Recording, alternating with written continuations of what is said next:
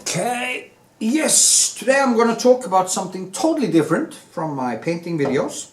I'm going to talk about the new Joker movie, and I'm going to say what I think. I'm going to talk about why it is relatable for me. But first, I want you to promise me that you give a thumbs up, you leave a comment, share maybe on social media. If you want me to teach you how to paint, you can go to my Patreon and sign up there. If you just want to support my channel, you can do that by buying me a coffee. Find a link in the description and on my channel. So, with that out of the way, what happened was that me and my girlfriend was actually looking forward to this movie. But then the critics came out. Like the critical drinker, which I always listen to when it comes to movies because he's usually totally spot on. And I also found Snarky J, which I kind of like because she's also to the point. But though both of these people was criticizing this movie just right down the drain.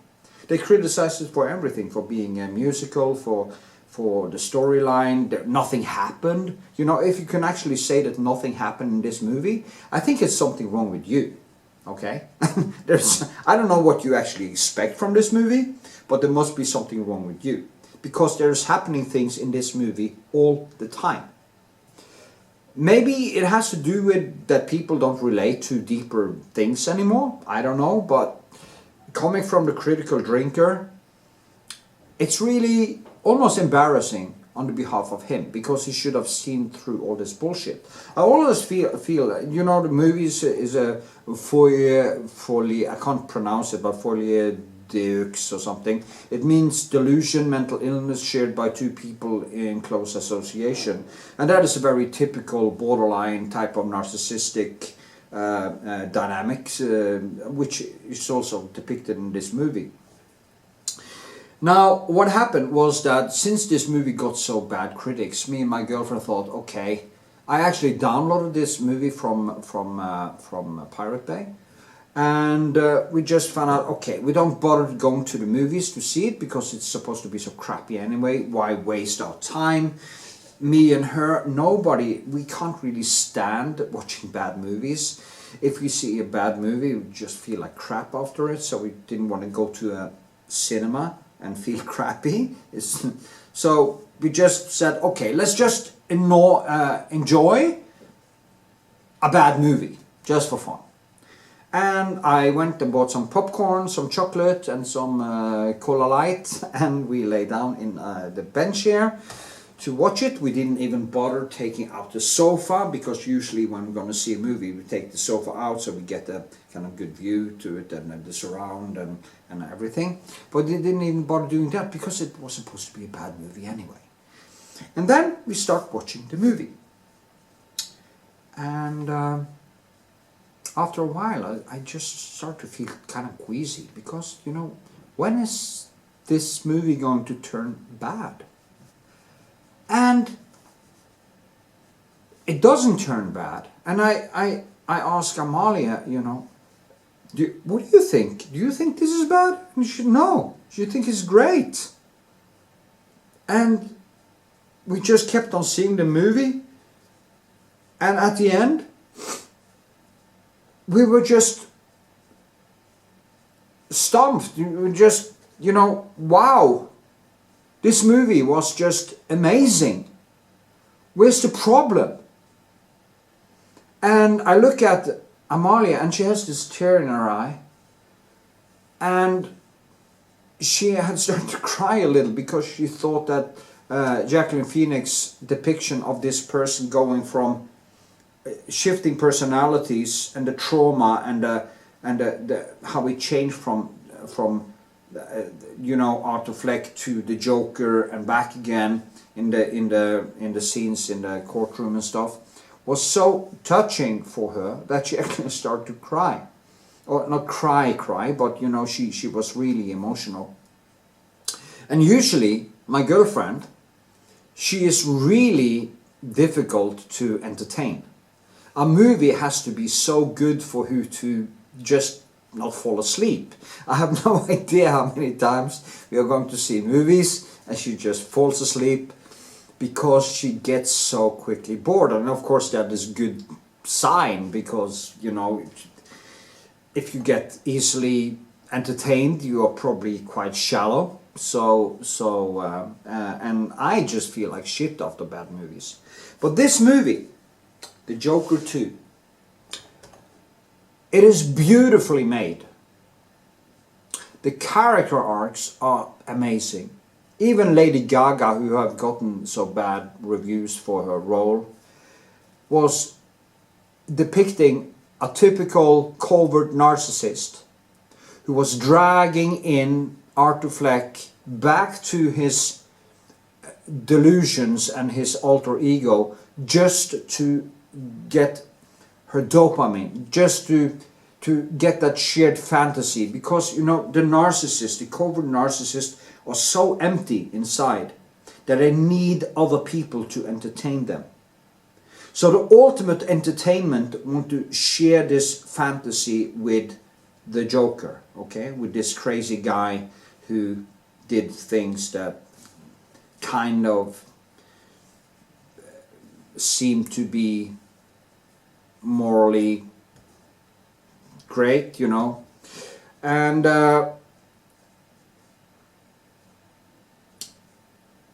it is, what can I say?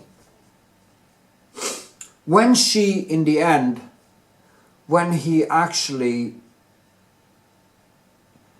managed to get out of his delusions and he goes back to being the person, he actually wins the battle and gets himself back to being a true person, she blows him off like narcissists do, just discards him, because there is no more shared fantasy. So the whole movie is about mental breakdown, narcissism, borderline personality disorder, of course how people are treated in society, how bullying can lead to tragic ends,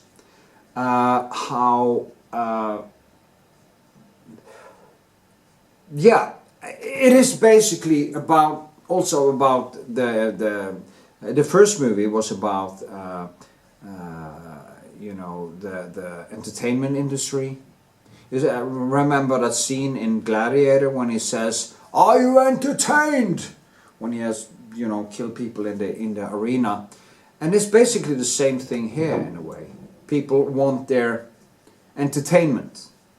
And the movie is about that. It's never, I don't think it ever was, not the first one, not this one, was about the Joker in the Batman universe. And I don't see how you could take the Batman figure from the first movie and turn him into Heath Ledger's Batman, which was basically a very intelligent psychopath, okay? Intelligent psychopath who wasn't basically afraid of anything, because that is what psychopaths are.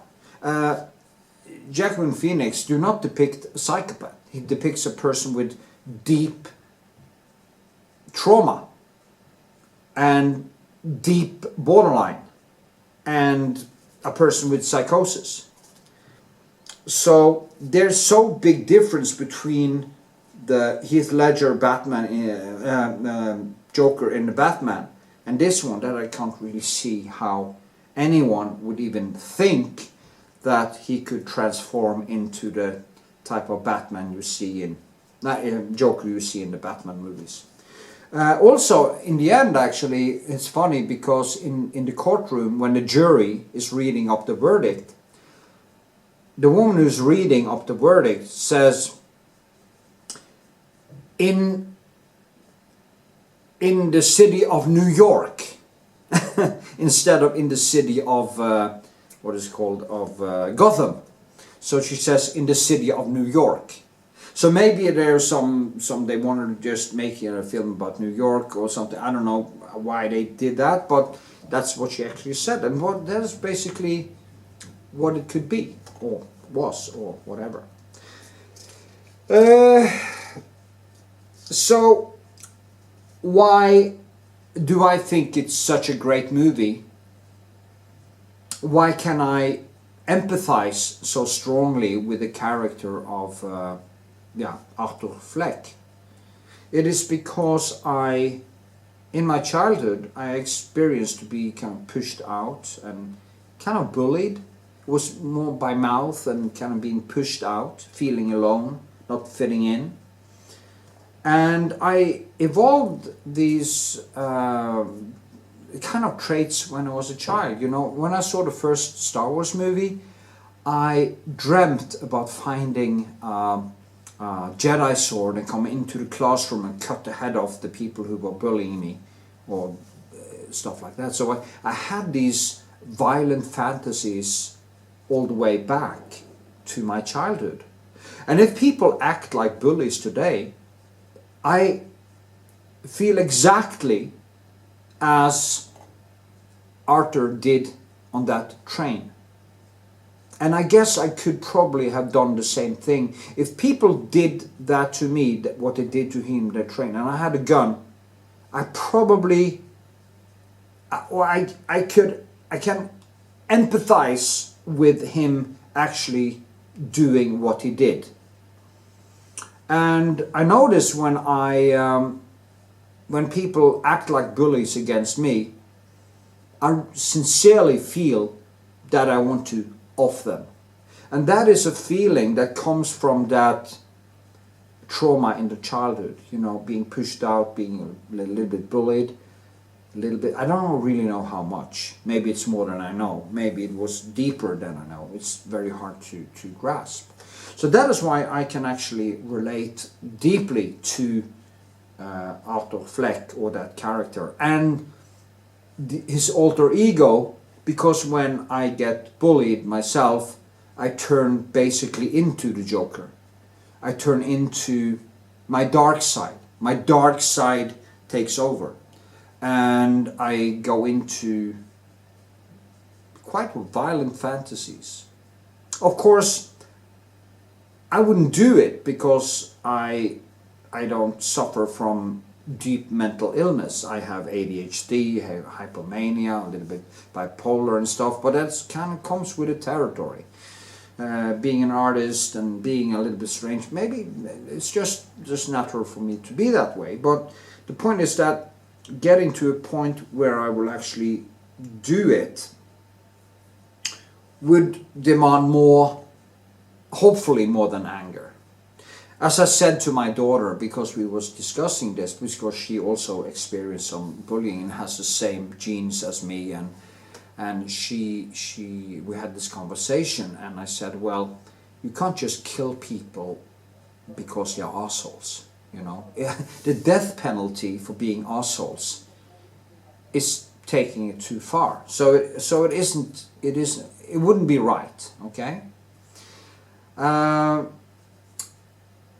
Yeah. So that is why I actually can empathize so deeply with his character. I've also experienced a covert narcissist very close to me. And I've seen how they love bomb, or how they love bomb, how they start to slowly chip you off with small comments, with small things, and as you kind of start to break, they become colder and colder and colder and colder and colder until they just totally discard you. And when I saw that scene in the stairs, I really felt it, because he was so discarded. He had found hope again. He had found love. He started to feel alive. He started to blossom. And then she drags him down into that alter ego for him to breaking out again. And since he wasn't in her shared fantasy anymore, she just discarded him. And they are critiquing this movie because of the ending. And I don't know why, because the ending is actually perfect.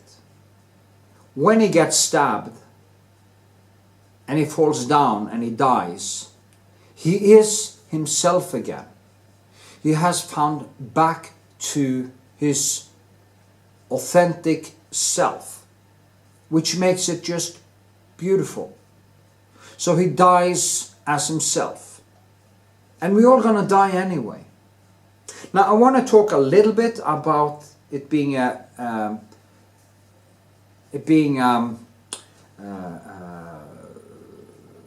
you know, the music in it and stuff.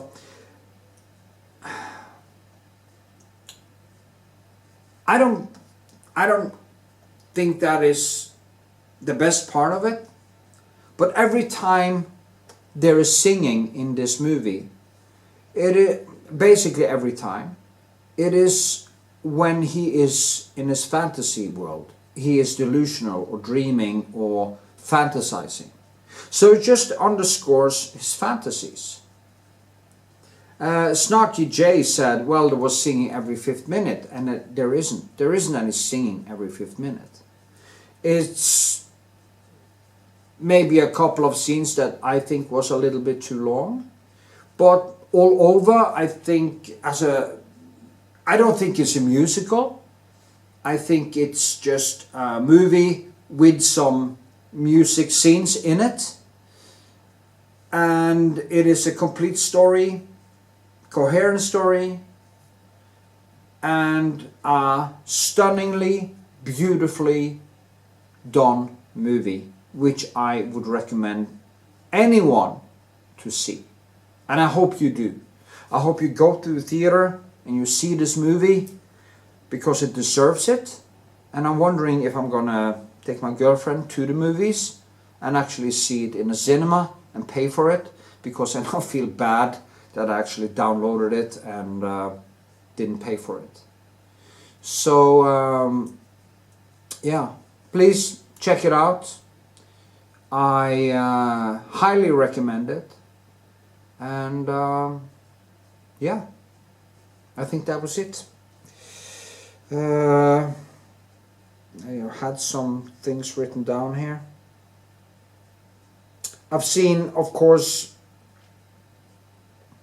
now everybody is throwing themselves on this bandwagon, criticizing this movie.